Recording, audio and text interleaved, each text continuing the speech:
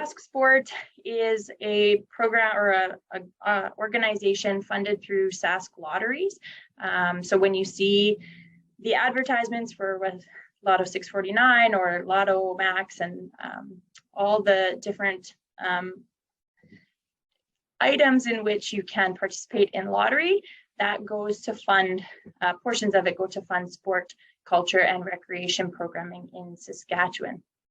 And so when Nofa and her team asked for my presentation today, I was excited because it brought me back to the time when Tracy asked SaskSport to become part of the STOPS network. And I have to admit that when that initial invitation came, it was not exactly a clear road as to where we fit within this network and how we could help or work alongside folks in a meaningful way. And it was interesting because I sat in the first session, and in sitting there, it became very, very clear to me. Sport is the opportunity for upstream prevention. And so it was neat to be able to connect some of the initiatives that we're doing that can in fact contribute to that upstream prevention, and then take the learnings from this network and start to integrate some of that into what we're doing as a further way to impact our approximately 300,000 members who register with our 67 member organizations, as well as the multitude of folks who engage with one of our 7 sport, culture, and recreation districts across the province. Currently, we are engaging in a campaign in collaboration with the Government of Saskatchewan and the Ministry of Parks, Culture, and Sport. So the campaign that's currently occurring focuses on digital advertisements and is a poster series that helps to share within our province and help people understand what they need to know and where they can go should they need to report an incident of maltreatment in sport. So the posters that were designed have been shared with the Saskatchewan High School Athletics Association and go out to their schools. And then we've also got an information package that goes out to our communities who are eligible for our community grant program. So that's roughly, I believe it's roughly 1,500 communities that receive that information. And the campaign itself went live on August 15th. So far, we've been able to reach over 223,000 people with the advertisements. And this is important because Marketing 101 taught me that people need to see something at least 10 times before they realize that they've actually seen it before. And so this digital ad campaign is a way to help people connect SaskSport to resources should they need them. The main goals of the campaign circle back to some of the work we've been doing for almost a decade. So in 2012, SaskSport developed a dispute resolution policy suite, and it required all of our members to adopt these 6 specific policies that surround ethics, codes of conduct, and formalized complaint mechanisms for those who feel that the policy has been violated or that they have been treated in a way that is inappropriate. These policies had to be adopted in order to maintain membership, and in order to get funding, you must be a member in good standing with our organization. So in essence, we were ensuring that to maintain funding, sports had the appropriate policies in place. In addition to formalizing and working with the appropriate folks to align those policies, we also set up a contract agreement with the Alternate Dispute Resolution Saskatchewan group. And so we provide independent third-party case management when cases come in. So this sort of alleviates some of that conflict of interest potential. It allows an external independent party to look at the situation with fresh eyes. And it also facilitates, more often than not, the amicable resolution of the situation rather than an escalating situation, which is really, really important. To the policy suite and the ADR services that we've set up, we also fund a resource line. So this resource line is a free, confidential, bilingual, and anonymous assistance line. People can call it, text it, or access it through email regarding any maltreatment that they experience in sport. So whether it be bullying, abuse, harassment, or discrimination, they can call this line and receive assistance that will help them understand where the situation is at, what is available to them in terms of support, and then what the next steps might be. And the people on that line are educated and understand our policy and our flow chart in terms of how we resolve these sorts of situations. The other piece of the puzzle that we looked at when we implemented some of these resources to support and educate folks within our community is education. So what sorts of education were available and how might we bring it to folks in a meaningful way? So the program we work with is Respect in Sport, and Sheldon Kennedy is one of the individuals who formed this organization. So all Respect in Sport is run through the Respect Group organization. And in addition to the policy suite we required, we also mandated through SaskSport that those folks who are going to be working with youth, so coaches, volunteers, and that sort of thing, that they must take this 3-hour training course. And this is at no cost to the participant to take. So since becoming mandatory in 2014, more than 60,000 activity leader certificates have been awarded in Saskatchewan. This program, sorry.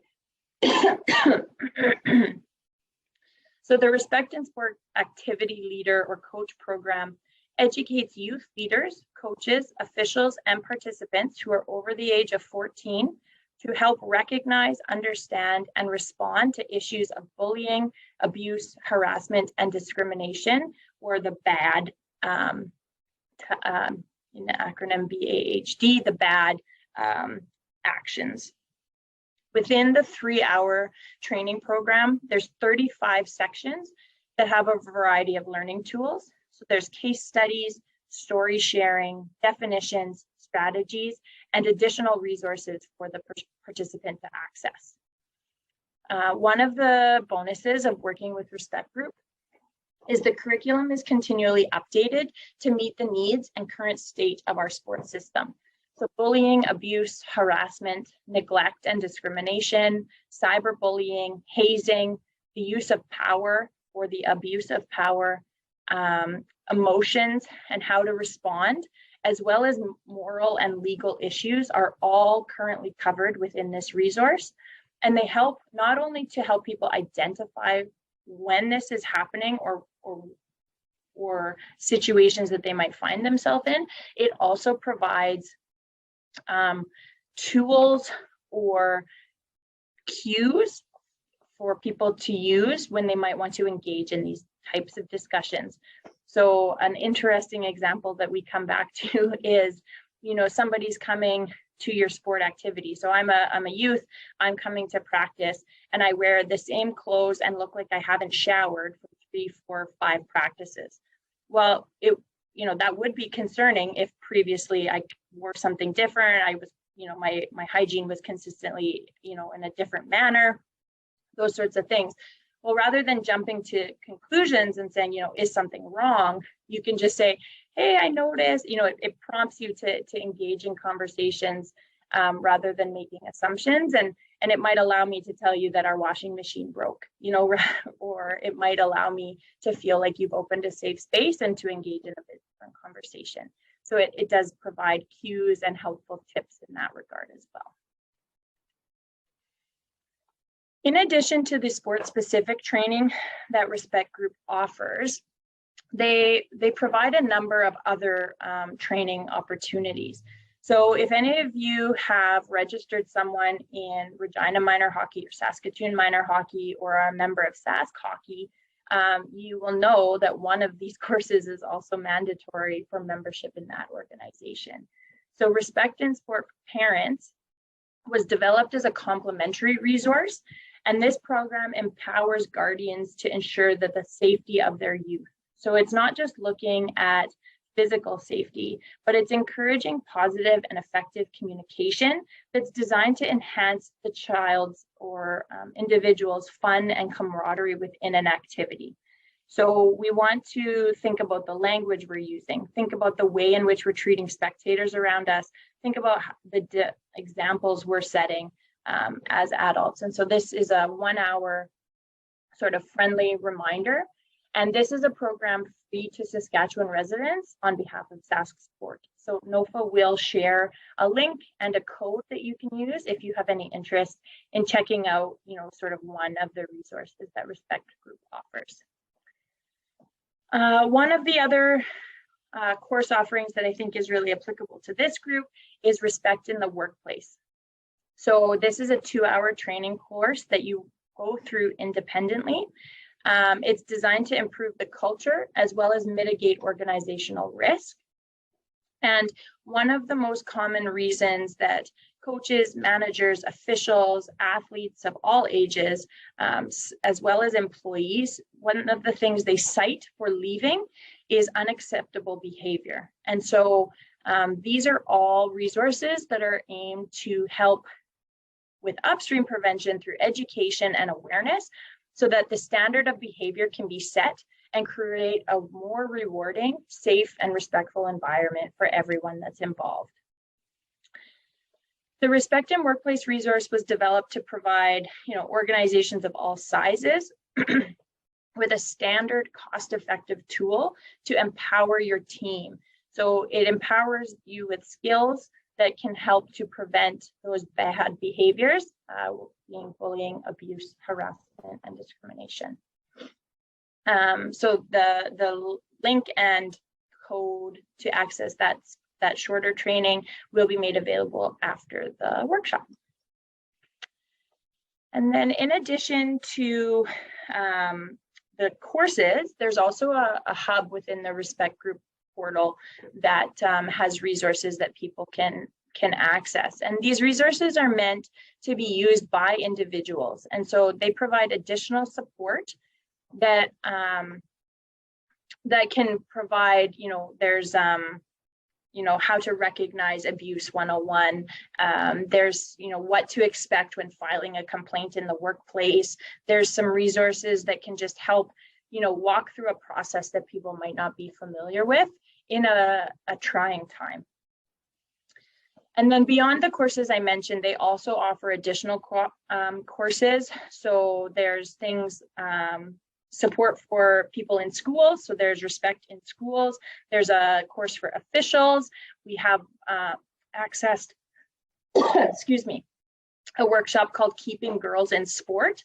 And this is designed to help people think about the differences. So when we program for one, it may not be the same for the others. Thinking about how we can make inclusive spaces that are welcoming for diverse participants. And it also lends to thinking about what that means when you are programming in a co-ed environment or a diverse participant group. And then there's a fourth or fifth workshop designed to help young athletes find their voice. And so this is a way in terms of upstream prevention to help people understand effective communication, putting a voice to things that they might be feeling and finding a way to name things that they may not be aware. They have the feelings inside, but they may not have the awareness or tools to name them. And so this education works in supporting those people.